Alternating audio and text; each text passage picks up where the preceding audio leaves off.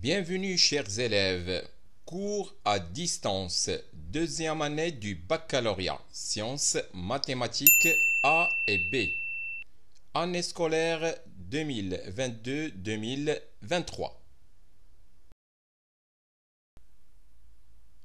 Chapitre 6, fonctions logarithmiques. Exercice corrigé, partie 2. Nous traiterons dans cette vidéo un exercice portant sur l'étude et représentation graphique d'une fonction et suite numérique. Exercice 2. Soit f la fonction numérique définie par f de x égale x moins ln de 1 plus x, et soit C la courbe représentative de la fonction f dans un repère orthonormé OIJ. Première question, petit a. Étudier les variations de la fonction f. Petit b. Étudier les deux branches infinies de la courbe C. Petit c. Construire la courbe C. Deuxième question, petit a. Montrer que pour tout x de l'intervalle fermé 0,1, f' de x est inférieur ou égal à 1,5. Question, petit b. En déduire que pour tout x appartenant à l'intervalle 0,1 et pour tout y appartenant à l'intervalle fermé 0,1, valeur absolue de f de x moins f de y est inférieure ou égal à 1,5 qui multiplie valeur absolue de x moins y.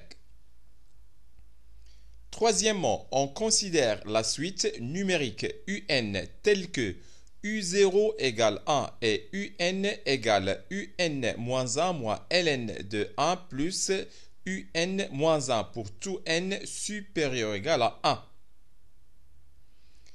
Question petit a. Montrer que un est supérieur strictement à 0 pour tout n de l'ensemble n. Question petit b. Montrer que la suite un est convergente. Et enfin, question petit c. Montrer que 0 est inférieur strictement à un et qui est inférieur strictement à 1,5 un moins 1 pour tout n supérieur ou égal à 1. Et en déduire la limite lorsque n tend vers plus l'infini de un.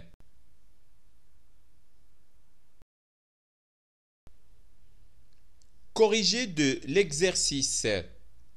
Première question, petit a. Étudions les variations de la fonction f. Soit grand D l'ensemble de définitions de la fonction f. On a grand D, c'est l'ensemble des réels x tels que 1 plus x est supérieur strictement à 0. Soit grand D égale l'intervalle ouvert moins 1 plus l'infini. On a la limite lorsque x tend vers moins 1 et x supérieur strictement à moins 1 de f de x égale limite lorsque x tend vers moins 1 et x supérieur strictement à moins 1 de x moins ln de 1 plus x. Cette limite est égale à plus l'infini, car la limite lorsque x tend vers moins 1 et x supérieur strictement à moins 1 de x égale moins 1. Et la limite lorsque x tend vers moins 1 et x supérieur strictement à moins 1 de moins ln de 1 plus x égale plus l'infini. On a aussi limite lorsque x tend vers plus l'infini de f de x égale limite lorsque x tend vers plus l'infini de x moins ln de 1 plus x. On a ici une forme indéterminée. Égale limite lorsque x tend vers plus l'infini de x moins ln de x facteur de 1 sur x plus 1. Égale limite lorsque x tend vers plus l'infini de x moins ln de x moins ln de 1 sur x plus 1. égale limite lorsque x tend vers plus l'infini de x, facteur de 1 moins ln de x sur x, moins ln de 1 sur x plus 1, égale plus l'infini, car la limite lorsque x tend vers plus l'infini de x égale plus l'infini, et la limite lorsque x tend vers plus l'infini de 1 moins ln de x sur x égale 1.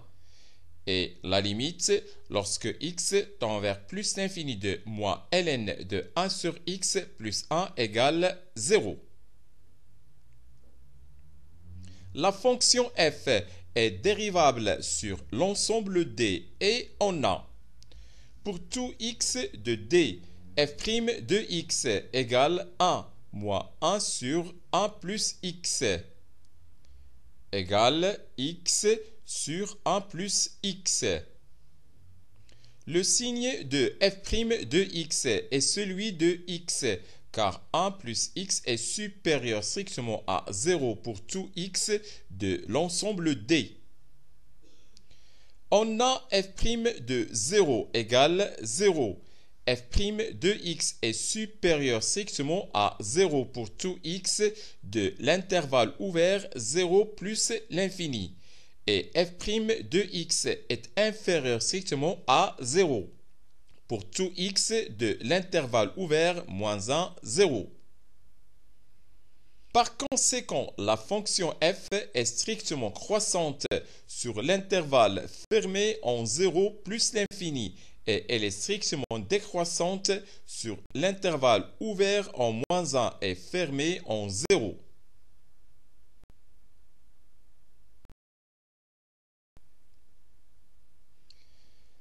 Question petit b. Étudions les deux branches infinies de la courbe C.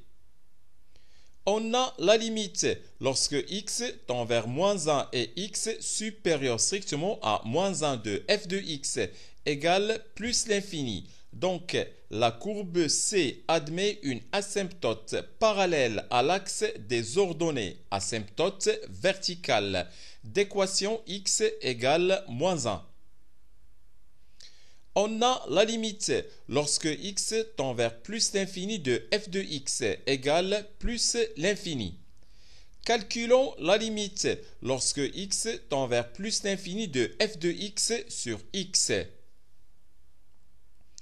On a la limite lorsque x tend vers plus l'infini de f de x sur x égale limite lorsque x tend vers plus l'infini de x facteur de 1 moins ln de x sur x moins ln de 1 sur x plus 1, le tout sur x, égale limite lorsque x tend vers plus l'infini de 1 moins ln de x sur x moins 1 sur x qui multiplie ln de 1 sur x plus 1, égale 1. Car la limite lorsque x tend vers plus l'infini de ln de x sur x égale 0. La limite lorsque x tend vers plus l'infini de 1 sur x égale 0. Et la limite lorsque x tend vers plus l'infini de ln de 1 sur x plus 1 égale aussi à 0.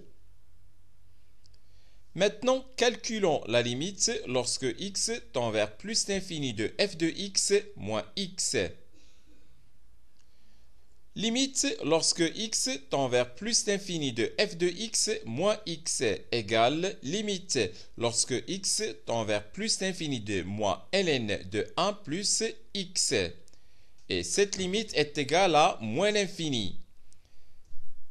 Puisque limite lorsque x tend vers plus l'infini de f de x égale plus l'infini. Limite lorsque x tend vers plus l'infini de f de x sur x égale 1. Et limite lorsque x tend vers plus l'infini de f de x moins x égale moins l'infini. Alors, la courbe C admet une branche parabolique de direction la droite d'équation y égale x au voisinage de plus l'infini.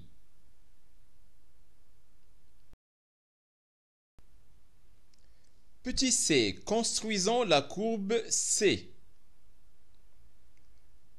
On considère un repère orthonormé OIJ. C'est fait. Donné. La fonction f est définie sur l'ensemble D qui est l'intervalle moins 1 plus l'infini. On a limite lorsque x tend vers moins 1 et x supérieur strictement à moins 1 de f de x égale plus l'infini. La courbe C admet une asymptote verticale d'équation x égale moins 1. On construit la droite d'équation x égale moins 1. Maintenant, la fonction f est strictement décroissante sur l'intervalle ouvert en moins 1 et fermé en 0. F de 0 égale 0 et f' de 0 égale 0. La courbe C admet une tangente horizontale au point O de coordonnées 0, 0. Donc, on construit une tangente horizontale au point O de coordonnées 0, 0.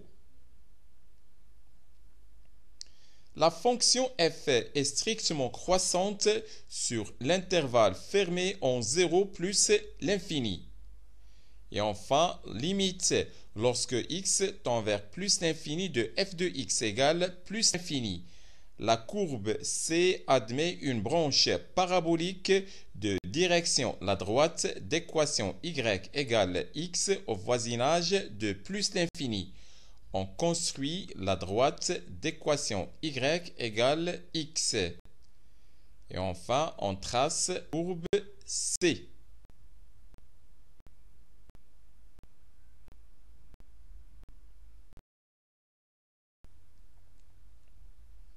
Deuxième question, petit a. Montrons que pour tout x de l'intervalle fermé 0, 1, f' de x est inférieur ou égal à 1,5. Pour tout x de l'ensemble D, on a f' de x égale 1 moins 1 sur 1 plus x. Donc, si x appartient à l'intervalle fermé 0, 1, alors 1,5 est inférieur ou égal à 1 sur 1 plus x et qui est inférieur ou égal à 1. Par suite, 0 est inférieur ou égal à 1 moins 1 sur 1 plus x et qui est inférieur ou égal à 1,5. D'où pour tout x appartenant à l'intervalle fermé 0, 1, f' de x est inférieur ou égal à 1,5. Petit b, on va déduire que pour tout x de l'intervalle fermé 0, 1 et pour tout y de l'intervalle fermé 0, 1, valeur absolue de f de x moins f de y est inférieure ou égale à 1,5 qui multiplie valeur absolue de x moins y.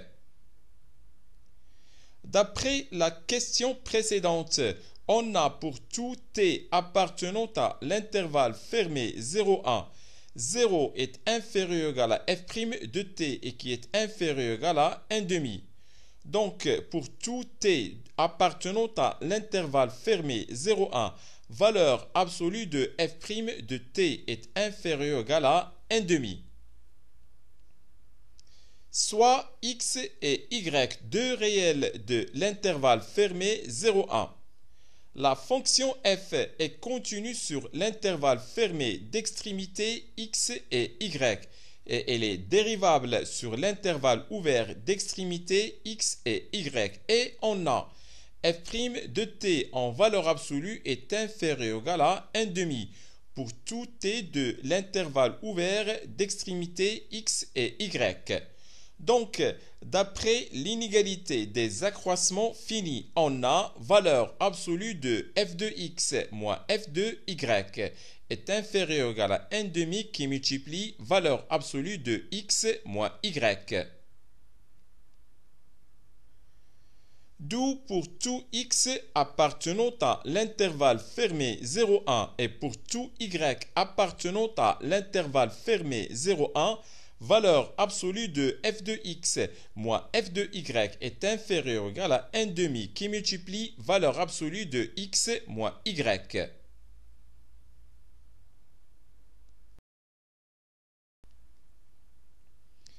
Troisièmement, on considère la suite numérique UN telle que U0 égale 1 et UN égale UN moins 1 moins ln de 1 plus UN moins 1 pour tout n supérieur ou égal à 1.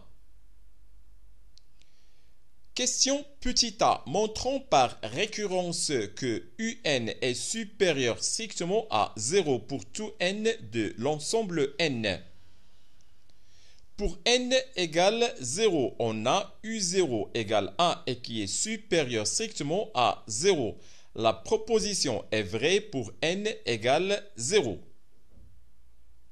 Soit n un entier naturel. Supposons que UN est supérieur strictement à 0 et montrons que UN plus 1 est aussi supérieur strictement à 0. On a UN plus 1 égale UN moins ln de 1 plus UN égale f de UN et UN supérieur strictement à 0. Puisque la fonction f est strictement croissante sur l'intervalle fermé en 0 plus l'infini, alors f de un est supérieur strictement à f de 0, soit un plus 1 est supérieur strictement à 0. Donc, d'après le principe de la récurrence, on a un supérieur strictement à 0 pour tout n de l'ensemble n. Question petit b. Montrons que la suite un est convergente. Soit n un entier naturel, on a un plus 1 moins un égale moins ln de 1 plus un. Puisque UN est supérieur strictement à 0, alors 1 plus UN est supérieur strictement à 1. Donc, ln de 1 plus UN est supérieur strictement à 0. Par suite, moins ln de 1 plus UN est inférieur strictement à 0. Par conséquent, UN plus 1 moins UN est inférieur strictement à 0. C'est-à-dire que UN plus 1 est inférieur strictement à UN.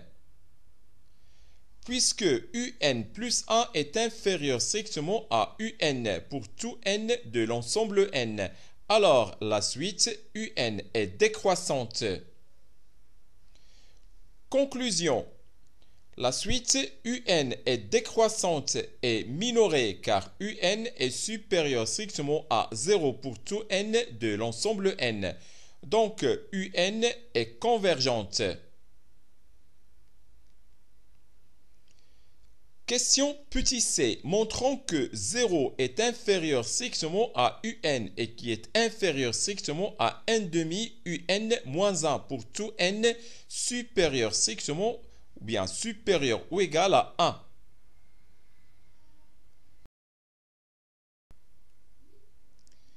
Puisque UN est supérieur strictement à 0 pour tout n de l'ensemble n et la suite UN est décroissante, alors 0 est inférieur strictement à UN et qui est inférieur ou égal à U0 pour tout n de l'ensemble n. C'est-à-dire que 0 est inférieur strictement à UN et qui est inférieur ou égal à 1 pour tout n de l'ensemble n. Soit n supérieur ou égal à 1. D'après la question 2a, on a valeur absolue de f de un moins 1 moins f de 0 est inférieur ou égal à 1/2 qui multiplie valeur absolue de un moins 1 moins 0. Et comme f de un moins 1 égale un et f de 0 égale 0, et UN est supérieur strictement à 0 et UN moins 1 est aussi supérieur strictement à 0. Alors, 0 est inférieur strictement à UN et qui est inférieur strictement à 1/2 UN moins 1. D'où 0 inférieur strictement à UN et qui est inférieur strictement à 1/2 qui multiplie UN moins 1 pour tout n supérieur ou égal à 1. Maintenant, on va déduire la limite lorsque n tend vers plus l'infini de un. Pour n égale 1, on a 0 inférieur strictement à u1 et qui est inférieur strictement à 1 demi u0. Et puisque u0 égale 1, alors 0 est inférieur strictement à u1 qui est inférieur strictement à 1 demi puissance 1. Soit n supérieur ou égal à 1. Supposons que 0 est inférieur strictement à un et qui est inférieur strictement à 1 demi puissance n. Et montrons que 0 inférieur strictement à un plus 1 et qui est inférieur strictement à 1 demi puissance n plus 1. On a 0 inférieur strictement à un qui est inférieur strictement à 1 demi puissance n et 0 inférieur strictement à un plus 1 qui est inférieur strictement à 1 demi un. Donc 0 inférieur strictement à un plus 1 inférieur strictement à 1 demi un et 0 inférieur strictement à 1 demi un qui est inférieur strictement à 1 demi puissance n plus 1.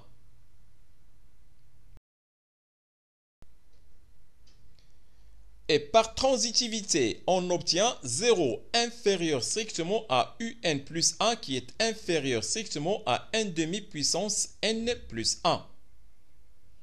Donc, d'après le principe de la récurrence, on a 0 inférieur strictement à un qui est inférieur strictement à 1 demi puissance n pour tout n supérieur ou égal à 1.